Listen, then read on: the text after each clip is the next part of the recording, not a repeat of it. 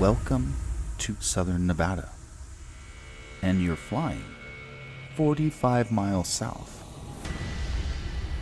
of Area 6, located within the Department of Energy's nuclear test site.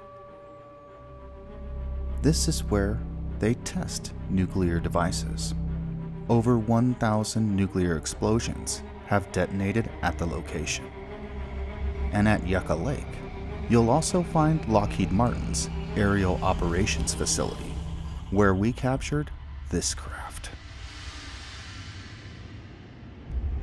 You were flying only 30 miles from Frenchman Flat. This is where Nevada's first atomic explosion took place in 1951. West of this lake bed, in the same valley, you'll find a national asset, a 100,000 square foot complex containing 30 buildings underground, the Device Assembly Facility. Back on the lake bed is a wind tunnel, the Non-Proliferation Test and Evaluation Complex, where they take biological simulants and chemicals, turn them into vapor, then spread them into the atmosphere.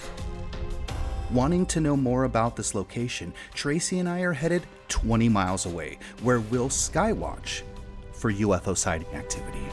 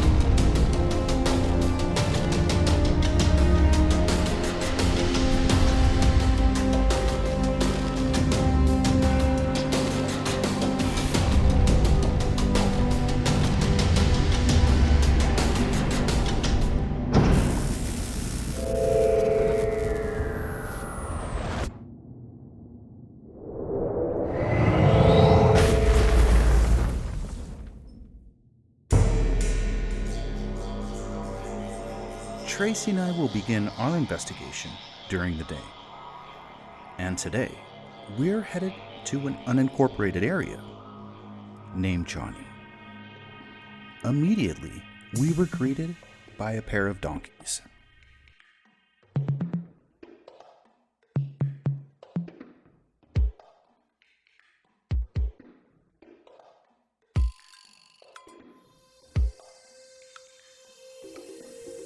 We were also greeted by a 6-foot snake, a red racer.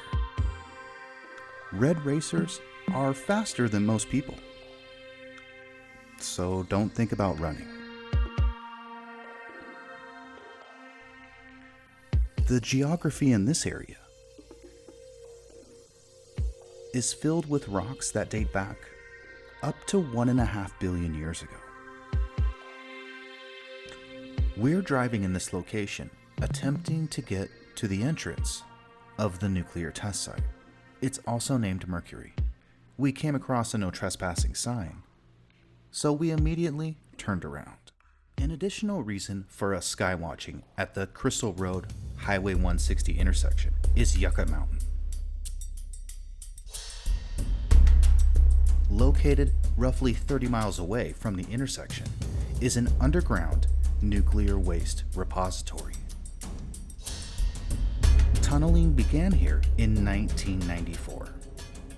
The Yucca Mountain repository is the proposed spent nuclear fuel and high-level radioactive waste repository where both types of radioactive waste could be disposed. If constructed, it would use a tunnel complex approximately 1,000 feet below the top of Yucca Mountain and about 1,000 feet above the aquifer underlying the repository. The basic idea of geologic disposal is to place carefully packaged radioactive materials in tunnels deep underground. To achieve this, the Yucca Mountain repository would utilize a mixture of natural and engineered barriers to isolate the waste from the surrounding environment. It is statutorily limited to containing 70,000 metric tons of spent nuclear fuel and high-level waste, unless a second repository opens during its operational lifetime. There are several cathedral-like alcoves that branch from the main tunnel. Most of the scientific experiments were conducted in these alcoves. The emplacement drifts, where waste would have been stored, were not constructed since they required authorization from the Nuclear Regulatory Commission. Although we believe they've dug deeper than the public knows. To store that much waste would have required 40 miles of tunnels. Here on Google Earth, you can see its exact position in relation to our skywatching position at the Crystal Road Highway 160 intersection. Here you can see the exit tunnel, where the boring rig still sits.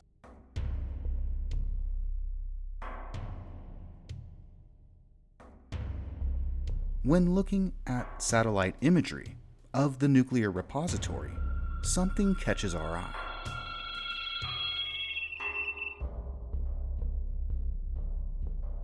A large circular formation known as the Timber Mountain supervolcano. And if you look to the south, it appears they built the nuclear waste repository right against the caldera ridge of an extinct supervolcano.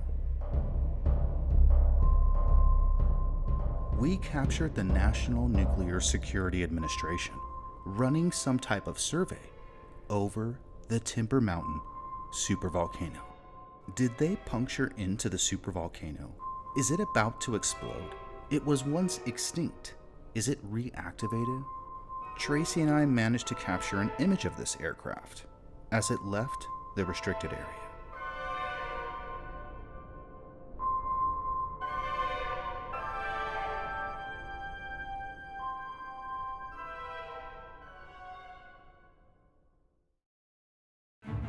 In this photographic panorama we created, you can see our skywatching position in relation to the nuclear test site.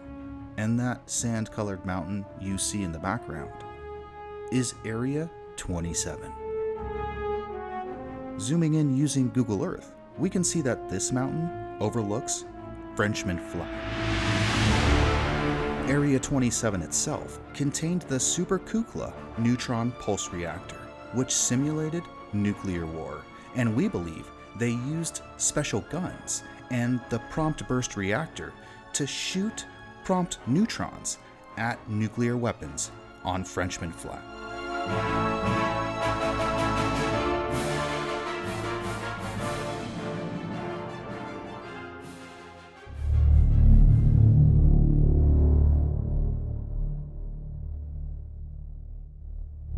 Tracey and I have our equipment, and we're ready for a night of skywatching at the Crystal Road Highway 160 intersection, which overlooks Yucca Mountain, the nuclear test site, and Area 6.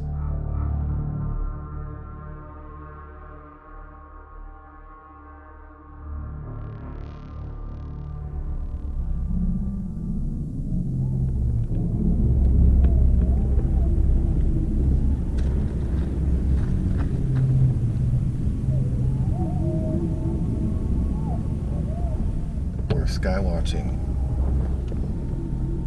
at the cutoff road to Crystal, Nevada. So right behind us is the Alien Travel Center. If you kept going down the highway here, you'd hit the Alien Travel Center, the nuclear test site. Those things are literally just a handful of miles behind us. But in front of us, we're looking at the cutoff road to Crystal, to the right-hand side of us, or to the west, and that's where you can find tons of underground aquifers. So there's a wildlife refuge out there where people go and view rare types of these little pupfish and things like that. And so we're here in this area doing some skywatching at night. We've got the equipment, we just arrived here. The sign to the cutoff road is right in front of us. Yeah, we saw it already. The wild burrows, huge snake, but it was really cool.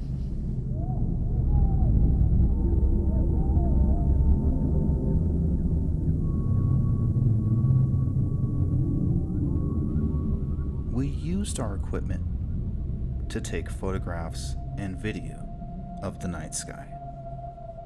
we would also use military-grade night vision. Using this device, we can see the Milky Way very good. We can also see lots of satellites moving through the night sky.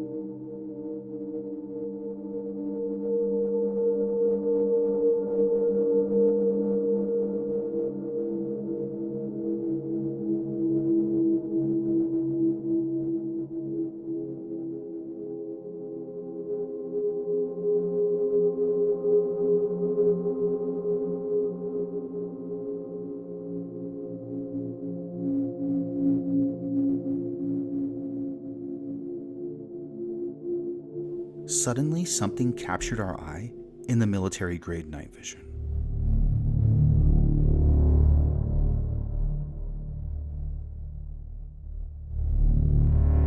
We noticed it was the Starlink constellation, which brings internet to rural populations all over the world.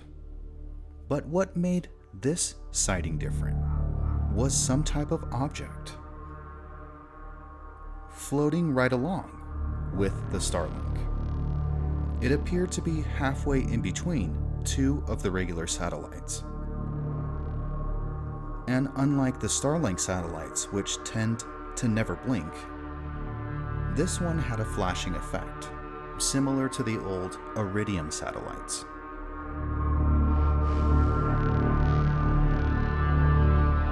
Is it just a piece of debris from the rocket launch floating with the Starlink satellites? Is it another piece of the constellation itself? Is this another country, or is it something secret that launches with the Starlink? We hope to find out.